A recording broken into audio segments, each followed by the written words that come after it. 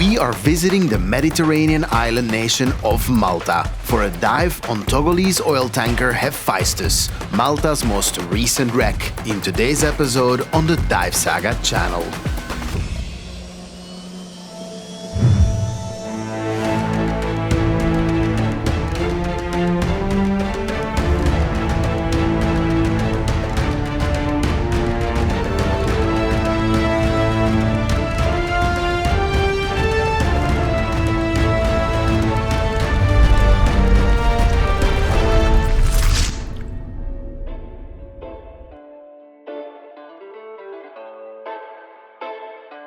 Excellent weather on the beautiful island of Malta today, as we are headed to the marina of Calcara, near the capital of Valletta, to meet with our friends of Buddy Boat Malta for a very special trip. Malta is a wreck diver's paradise, and we're going on a trip to admire Malta's latest addition to the already impressive collection of wrecks that decorate the waters. After getting our scuba equipment on board, our host Dimitri gives us a tour of their very generous dive boat, which is tailor-made for small groups or even film crews like us today. I am diving side mount today. Our target is the Shipwreck of the Hephaestus, which lies at about 46 meters or 150 feet deep. So gas redundancy is not some crazy luxury if we want any kind of meaningful bottom time. Before long, it's time to leave the harbor of Calcara and start our journey to the Hephaestus. Another really cool bucket list to dive today here in Malta, because we are going to dive Malta's freshest wreck. And the ship itself is not necessarily that new, but it being a shipwreck is fairly recent, about a year and a half. So it should be fairly new as far as shipwrecks go anyway. That's considered recent. Yeah, I can't wait to dive a crisp wreck like that. Because of its location in the Mediterranean, Malta is a shipping hub with over 85,000 vessels sailing through its waters every year. So too did the Hephaestus in 2018, when a rough storm threw the ship off course and caused it to run aground on Malta's rocky shoreline. Luckily, the crew managed to disembark unharmed, and the ship, which was deemed too costly to repair, was sunk off the coast of Gozo in late 2022, only 18 months before our visit.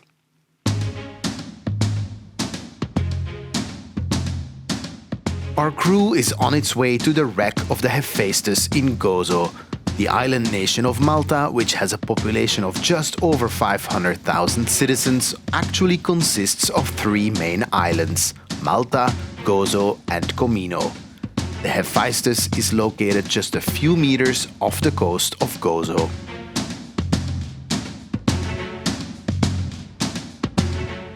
Even just leaving the harbor of Valletta is visually spectacular. On top of that, the crew of Buddy Boat Malta is leaving no stone unturned trying to make the journey comfortable. A good cup of coffee is definitely welcome as photographer Yuri and safety diver Florian and I discuss our dive plan. Before we know it, we reach the strait between Malta and Comino. This is super nice. I could go diving like this every single day. The limestone coast of these islands, in combination with the crystal blue waters of the Mediterranean, is nothing short of spectacular. If you know me a little bit, then you'll know that I quite enjoy cruising this part of the world. And right here on the bow of our dive boat, I'm also able to keep an eye out for our target. And while we're getting in our undergarments, the captain here is using his sonar to find the Hephaestus, because it doesn't have a buoy, so we do need to make sure that we find it and then land right on top of it. Once the wreck has been located on sonar, it's as simple as throwing a weighted line with a buoy in the sand next to it, which we can use as a reference line. Once that's done, we ready our equipment to visit the Hephaestus, named after the Greek god of metalwork, volcanoes and fire. It's a little bit ironic, yeah? The ship that's named after the god of fire sits in like 150 feet of water. Or better for us, I guess.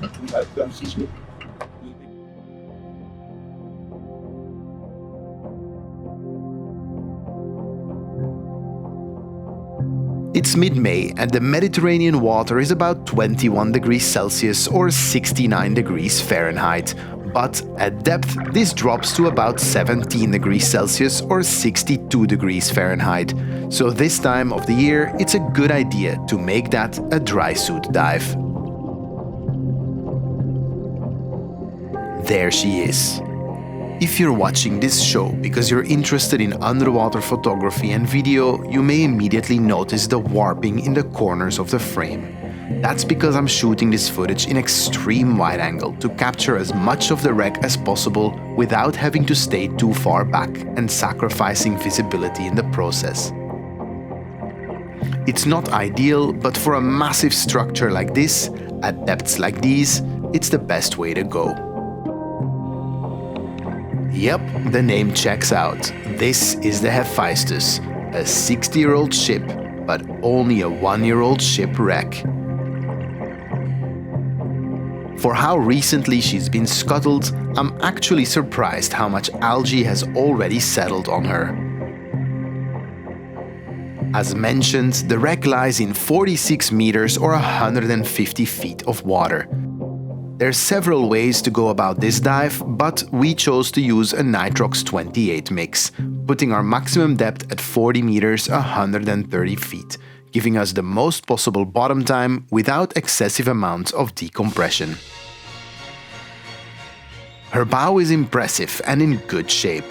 From here, it's impossible to see all the way to the other side of the ship, so we follow the walkway that runs along the center of the deck.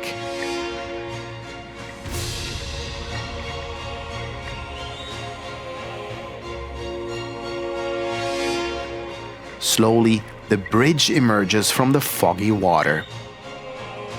Most oil tankers and other cargo vessels will have their bridge in the back, so that the engine, propellers, rudder and steering controls are all close to one another.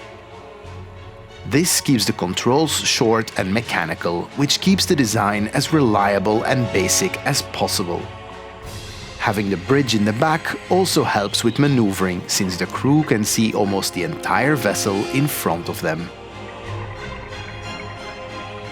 As beautiful as the Hephaestus is now, her modeling career didn't start underwater. In the 4 years that she was grounded, she became a popular photo backdrop for Maltese and foreign social media users.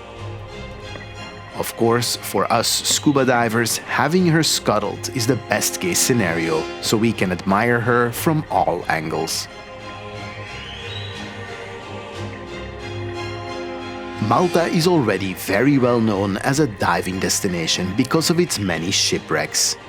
Adding new wrecks regularly is a clever way of the Maltese government to give visiting scuba divers a reason to come back for more. While I did not expect the Hephaestus to have so much algae cover after just 18 months underwater, a closer look does reveal indicators of how recent of a wreck she really is.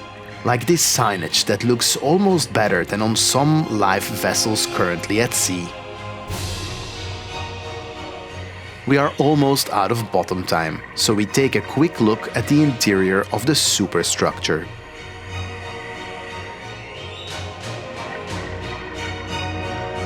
Because the Hephaestus was sunk because fixing her would be too costly, it's no surprise that anything of value has been stripped. It makes her look pretty empty, but also ensures that as few pollutants as possible can enter the ocean after sinking her. It also keeps the wreck safer for divers since it reduces the amount of possible entanglement hazards.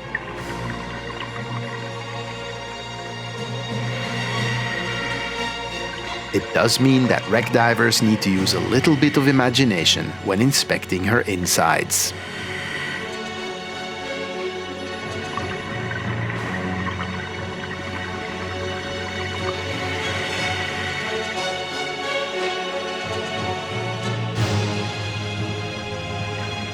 Finally, it's time to leave the bottom and work our way up along the shot line to complete our required decompression.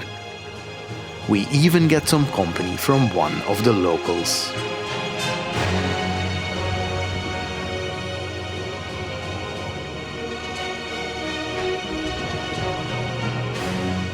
The buddy boat crew is already standby to pick us up from this amazing dive, and they even have some good news for us.